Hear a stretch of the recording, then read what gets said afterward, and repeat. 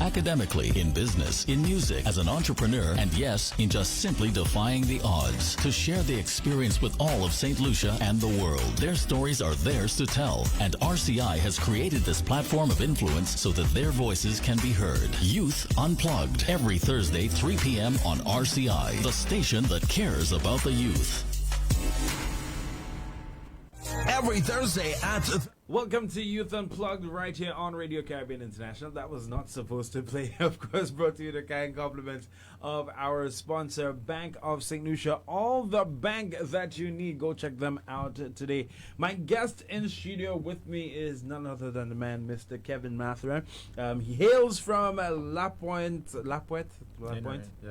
Dennery. Thank you. I don't know why I got that wrong. Yes, yeah. I'm ashamed to be a St. Lucian. I know. From Dennery. Kevin, tell us a little bit more about yourself. I mean, we had a little conversation just before we came in, and oh man, I know we're going to be talking a lot this afternoon. We have so much to talk about. But let's start off from the beginning. Let's talk about your childhood. What was that like? All right. First of all, I'd like to say thank you for having me on the show. Pleasure. I really feel this is an honor. Pleasure, and I love what you're doing here. Yeah, man.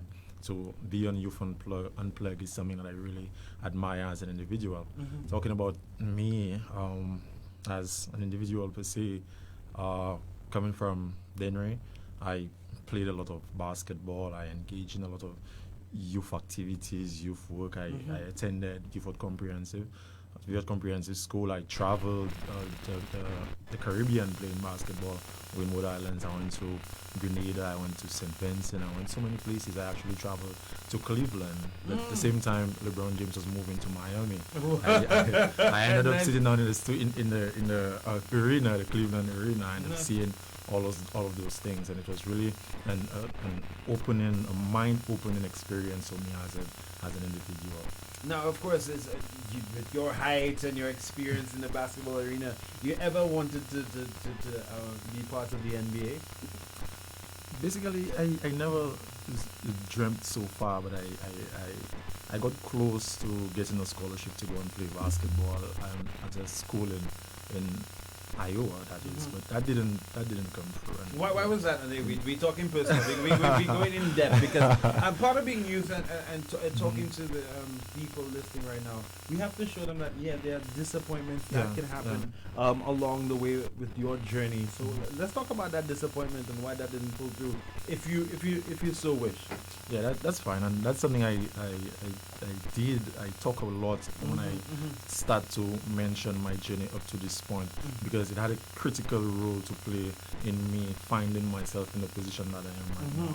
Because I felt like, because basketball was something that I was really interested in. I loved the sport, and I had an opportunity to go to play basketball at a junior college in Iowa. And because I sent transcripts from community college down here, because I attended POSEC at the time, it fell through. I was actually speaking to the coach. I was so excited about that. And when that did not happen, I fell into some deep depression because my life was centered around the goal of playing basketball at a college, and when I lost that goal, my life didn't have any meaning at that time. I felt I was thinking like, what I'm going to do with my life. Basketball was the goal, and then that fell through. So I fell into some depression, and I fell into activities that I wasn't doing when I was playing basketball. And I was saying that now I discovered that something is wrong with that, and that's why I came up with the book. That's why I have the subtitle, "The Meaning of Life is Found in the Purpose to Live." Because here I had an overarching goal, which was my purpose, and I look at it like that, the concept of purpose. I had an overarching goal, something I'm working towards, and that directed my actions properly. And when that fell through, my actions was no longer directed. So things that I wasn't doing when I had that overarching goal, I ended up falling prey to these things. And I was looking at it like, oh well, if that happened to me that way, probably that is what our youth is going through. And that's when I started to take up the journey of writing a book called Purpose Driven. The Meaning of Life is Found in the Purpose to Live. It's my own personal existential experience that I really read other guys who went through, who were basically studying life, like psychologists, philosophers. They basically studying how to live a flourishing life. And one of the things that they discovered as well, because like Sigmund Freud said, he is always the chief patient in his own analysis. Right. And I was analyzing my own situation. How can I pull myself from that? And I realized that is a good way to go on. And like Haile Selassie said, if you have wisdom and you keep it for yourself, you are murdering wisdom. If you have wisdom, it's better to share it with others. And that's what I did with the book. When I find that I find the problem within myself is that my life was meaningless because I lost my overarching goal and I was falling into deep depression and things like that. I decided to fix myself. And while I try to fix myself, I try to see if I can share that with other persons as well. That's pretty amazing, because I'm trying to make sure that we leave the book discussion for a little later. So I try to switch away from that, because I know when we start talking about the book, we're gonna in the entire interview that's what we're gonna be talking about predominantly.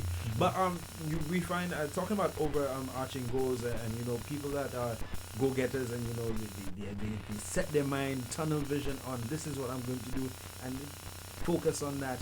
And like you said, when things don't fall through, it doesn't happen according to plan, people fall into depression.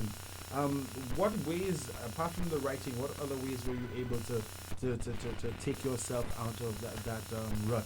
Yeah, basically it was I spent a lot of time trying to figure out why am I existing? Like what is this? I'm just here. I found myself here. What am I doing here? And a lot of the times I spent doing that, I was trying to educate myself as well. I became an avid reader because I find there was a problem and I was trying to solve that problem. And the best way to solve that problem is to educate yourself about the problem. That's the best way you can find a solution. How can you find a solution for something you don't know is existing? So I spend a lot of time reading. I spend a lot of time. I just spend a lot of time just getting to know me as an individual. Who's that Kevin? What is Kevin doing? And who's a real person? And in that soul searching, did you discover something about yourself that you never knew? That was like, hey, that's me. That me. I can do that. Yeah, basically, and there's something called existentialism. Basically, it's basically saying that we act out things before we can articulate it, and you can see it from the perspective of a child. A child normally walks first before the child is saying, I can walk. The child walks first. So human nature, that's how we are. We do things before we can articulate it. And I realize when I go through and I'm even doing that now when I go through my Facebook reminders, I see that I always have some interesting notes that I normally write. You see, like 5 years later, 10 years later, I write a lot of profound things. And when I was doing that soul searching, I realized I like to write. When I was going to teachers college, the only thing I enjoy doing is writing writing the thesis, writing the paragraphs, writing those things. That's what I enjoy about teachers college, writing. Right. Everybody hates writing. And I didn't even realize that until then. I realized, but you like writing. If basketball didn't fall through for you, that's something that you can enjoy. And I spent 3 years writing when I discovered that. Nice. Don't try and segue into the book yet. Not this yet. We still have a long time. You talked about teachers college, and you are a physical education teacher by profession. Yes, sir. What is that like? And I mean, that's still leading to your basketball dream. You still get to be physical. You still get to run about. How's that journey as a PE teacher been? And I like the words you used to describe it, the journey. Yeah. Because when I realized that I didn't achieve my plan A, I say to myself there are other alphabets as well. So I go to a plan B, and I'm saying if I cannot make it to that level, I think I'll be able to inspire and motivate somebody and teach them to make it to a level like that. Because that's one of the ways I thought that I could have gotten myself out of the environment that I was born in. There's something called thrownness, and philosophers call it thrownness. You're just thrown into existence. You didn't choose who your mother is. You didn't choose who your father is. You just thrown controlling them, just get yourself in a situation. Now, one of the things they're saying is that if you have life is like a game of cards. They deal you some cards. You never choose the cards they deal you. What's the best way to deal with that? The best way to deal with that situation is to play your hand in the best possible way that you can, and that's the best way to go about it. And I'm saying if I'm presented with this situation, the best thing I can do about it is try my best to pull others as well, to make others see that they could be great. They could do things that's beyond what the immediate surroundings sell to them. True. Yeah, and that's what I'm trying to do. That's what I try to do with teaching, and I engage my young students. I really love the primary school. It's level. primary school. Primary Yeah, school. right. I love the primary school level. I appreciate the older students, but to make a definite change, you have to start with the younger ones. Yeah. Because they have a lesser, they have a blank, well, close to a blank slate. I think they say they're open, especially up until like 6 years old. That's when they're most they retain a lot of information. But I mean, I think it's up to like 14 or 15 when you get ignorant and you want to listen to nobody and you start. Yeah, that's the hormones acting up. Like, yeah, that's the hormones. And one of the things that I'm working on right now, I'm working on a research paper. I'm trying to find a proper mode of teaching for males, because we have a lot of underachieving males in not only in school but in our society, and that is something that is personal for me as well, because I have 3 brothers growing up in the environment, and I'm trying to figure out how best can, because anything that is in continual existence must be better. There's nothing that is happening right now that's at the peak of its perfection. So if we are young persons, we have to find a way to give back to society.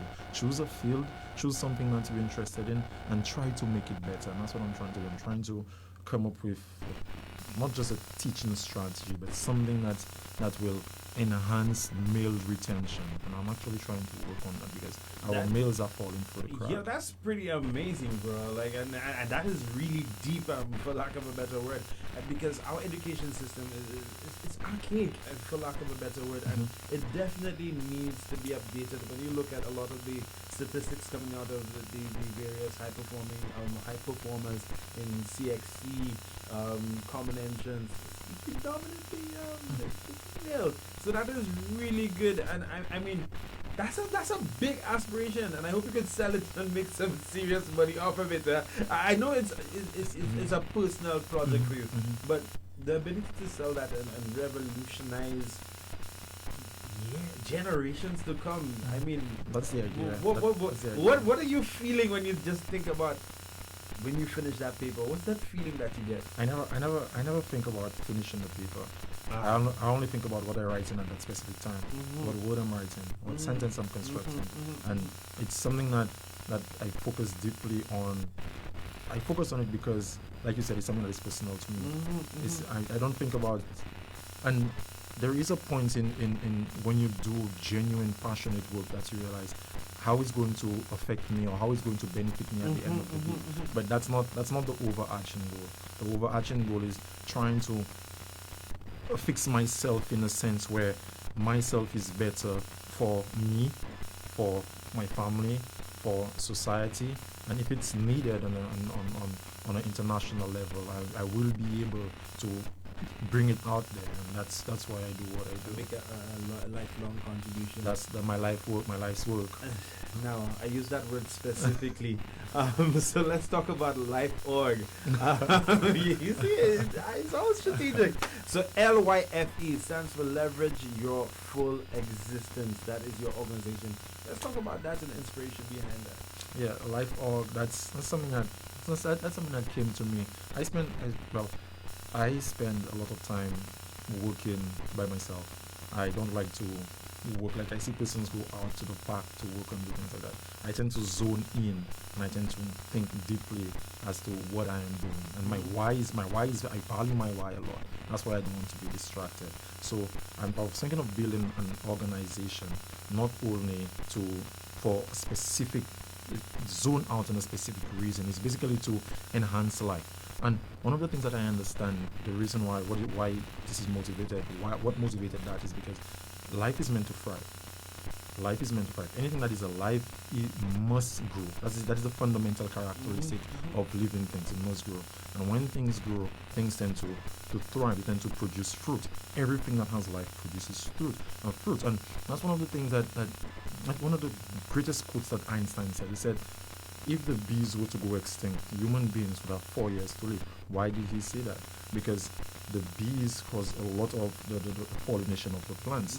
The bees cause a lot of pollination of the plants, and human diet is 70% plant based. So basically, what he's saying that the bees is being driven with a purpose. The bees have an overarching goal, and life is so connected that everything works in tandem with everything else. So if the bees that is mindless, and we do not have the proper research to show that they're mindless, if they are driven by instinctual drives, and I'm saying human beings, we have 5 gifts that is given to us from birth, which is self-awareness, we have imagination, we have independent will, we have conscience, and we have the ability to direct our mind to any end that we desire.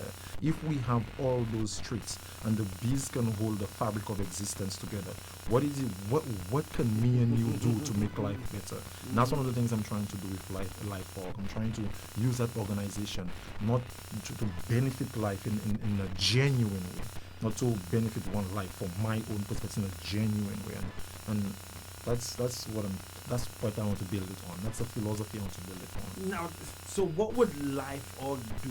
I mean, I know you're doing that research paper, but what is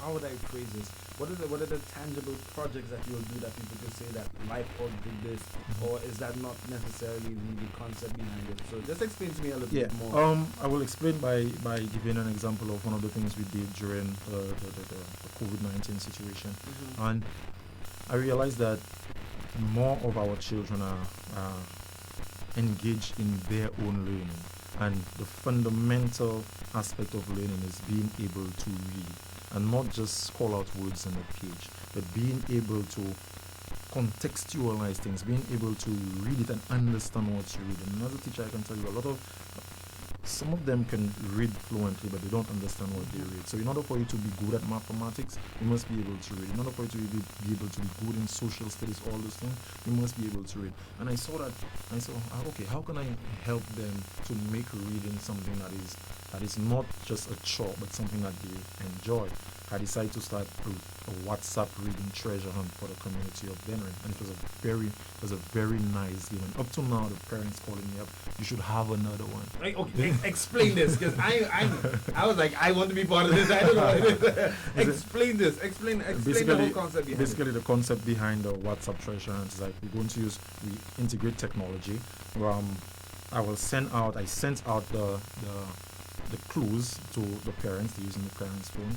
And the first day, I was trying to make it a week span activity, but the students so brilliant, man, I swear. That lasted what, 2 days? About that. It's so brilliant. So I would send them the clue, and the clue would point them to somewhere in the community.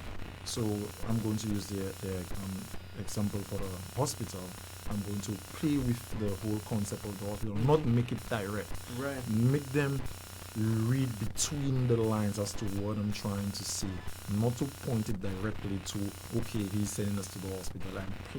I'm playing around the idea so that they could read between the lines and decode what I'm trying to say. And when they decode it, they have to now run to the hospital, have the father to drive them to the hospital and take a picture of the hospital and send it now to me. When they send it to me privately, because you don't have anybody else to get the clue. Some of them, they were working together. Oh, okay. They beat the system. They're messaging someone.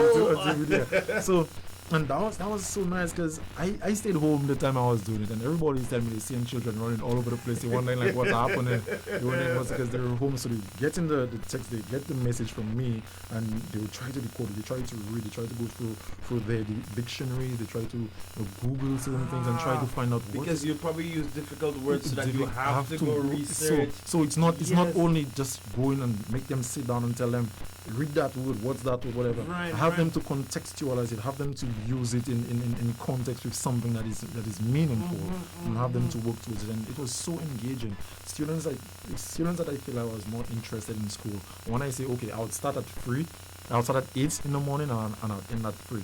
Students messaging me all 5, 6. I like, but Yeah, that to me that's nice sleep time. but school ends at ends at 3. Yeah. So they never gave up because I had other incentives. I had a laptop, a tablet. I had different things. I have vouchers, school vouchers, and that's one of the projects that we took on as Life of. What was the response like from the corporate community in terms of sponsorship for something like amazing like this? When you first pitched it, were people open, or was it like, what's this about? Yeah, they were there, and I'm very impressed in especially the tough economic times that COVID-19 brought upon us. Persons were very open to the idea, and I got book vouchers from bookstores. I got assistance from other places, and I really did appreciate it. Even though like all this is something that is new that we coming out, it still supported the vision that we have to enhance reading in that time. First of all, how in heaven's name do you sit down and conceptualize such an amazing venture? This is pretty amazing, bro. Like seriously, and I wish this is something that we could probably emulate throughout the the various communities on a larger scale, especially now that learning has evolved based on COVID and has now forced us to go to that technological stuff. Yeah. Part of this project, is it also part of your main focus on your new paper that you're working on? Are you implementing some of the things that you learned in that into the new teaching method? I don't know if I could ask you that question. It's too personal. Yeah, and for your research. Basically, one of the things that I found in the research is that, and one of the things that I don't want to go too deep into education yet. But one of the things that I find is that we need to. 9 minutes. I was like, what? We just starting. One of the things I'm saying personally, I don't know if it's been done, is that you need to incorporate personality and gender differences in education. And that's one of the things that males and females are not. They don't process, not even learn. I'm not going to say process. I'm not going to say learn. Process. They don't process information the same way, and I think that's why our males are falling for the crack, because our males. And when you understand that, oh God. Yeah, it's okay. I understand. Because we focus so much now on equality that we don't realize. Yeah, we might be equal, but we're not equal in terms of our learning methods. So I definitely biologically. Yeah, exactly. Yeah, and biologically. we need anyway. That's because we go. I like to talk about it with research. I like to talk about it, not just persons think I'm speculating. I like to talk about it with research. Now let's talk about the book, because I didn't realize we only have like 8 minutes left. I don't know how that time flew by so fast. Let's talk about the book that you wrote. We were discussing it outside before we came in. It took you 3 years to write it, so that means you did a lot of research, a lot of personalizing, personal experience. Let's talk about the book. What is it about? Basically, I was trying to, like I said, my personal experience, I was trying to answer the question, one of the statements that psychologists made, something he called existential crisis. Existential crisis is basically saying that people live meaningless lives, and that's the reason why we experience a lot of the mental, I don't want to say diseases, the mental discomfort that we have, things like depressions, things like anxiety, things like aggression, addiction. That is a result of living a meaningless life. And when you say meaningless life, what are you talking about? Basically, being alive and not knowing why. Being alive and not have something that you value as an individual, that you working towards and you want to see actualized, something that you value. And we have persons, they are alive, they eat food, they have energy, but they don't know why they don't know why they have those things. They don't know what to do with those things. And Calvin made a statement. He was saying that life moves forward. Life moves up. Calvin is a psychoanalyst. I like to read those things because I was trying to help myself. Life moves forward, right? Life moves up. So if life is moving up and you as an individual, you're stagnant, you're staying there, while life is moving forward, you are not regressing, you are not staying in one place, you are regressing. but there's some inherent capacity in you that wants to grow. And one of the things that we have to realize, the human body is the only thing that we cannot control in growth. It grows naturally. You cannot say today I want to turn 15. You grow naturally. But then the mind, your mind, your level of maturity, it is the responsibility is on you for you to take up the way you could do that, and that's one of the things I'm saying in the book, is to have an overarching aim, an overarching goal that you can sacrifice things for you to gain the achievement of that goal. And that's where the maturity of the maturity comes in, being able to sacrifice what Freud called the pleasure principle, and what hedonism is basically about. Hedonism is saying like we chase a lot of pleasure things, and we don't chase things that are meaningful. And one of the things that's said, I think, and it's even written, and I like to speak about things on different level of analysis, and the Bible said it well. It said, pursue what's meaningful, not what's expedient. And we have to learn, and that's very deep. You have to be able to know you have to be able to know why you're doing what you're doing. And that's the reason, and that's why I think the instruction of males tend to be different. As a man, and you can analyze yourself right now, as a man, you need to know why you're doing what you're doing. Exactly. Why you're doing what you're doing for you to do it. Right. But if you don't know that, what are you going to do? I don't know what I'm doing. You're just asking me to follow some rules. Why am I following the rules? I don't value the rules. I don't value what you're telling me to follow. But if I have an overarching goal that I value, the rules is second nature to me. I will help persons implement the rule if I have an overarching goal working towards it. And that's what I'm trying to say. The meaning of life is found in the purpose to live. Now, I just want to go back, just not to cut you short too much, just to pose a question to you. You were talking about, life moves up, which is true. But now we are facing a situation with the whole COVID-19 where literally everything is almost at a standstill. And even for people like myself who are overachievers and who have set some really high goals, how can you move up when everything is literally still? And that's a very nice question, and that's what I'm interested in. I was interested in that before COVID-19. I'm interested in a person will ask, but he's speaking so much. What is his interest? I'm interested in human development. I'm interested in human growth. I'm interested in human ingenuity, and that's where the question to your answer comes in. Human ingenuity, creativity. We have to use our creativity to deal with this problem. If we come together Just give me 1 minute. The passion. Yeah, let me tell you, I see the passion. Let me tell you, the little steam coming out of his ears right now because the passion. Continue. Go ahead. To me, the productivity of any country is based on the productivity of every individual in that country. Working together. Every individual in that country. And when you see how can you make a human being productive, what is the tool that is given to us as human beings for us to use, for that enhances our creativity? The human mind. The human mind is something that is very powerful. And I don't believe we live in a society that pays attention to the use of the human mind the way it's supposed to be done. That's a perfect opportunity. That's a perfect opportunity for us to look within ourselves as human. And the human resource is the greatest resource known to existence. It's not gold, it's not oil, it's not diamond, it's none of those things. All of those things makes no sense without the human resource. And we ourselves are resources. We say, somebody will say, I don't have resources. I don't have this, I don't have that. But you have yourself, you have your mind. You have a mind that can Steve Jobs created this, that one created that, but all of them have the same mind you have. Why you think you're so limited? Why? But Bob Marley said it best. Bob Marley said, emancipate your mind from mental slavery. None but ourselves can free our minds. Not your mother, not your father, not the prime minister, not the education system.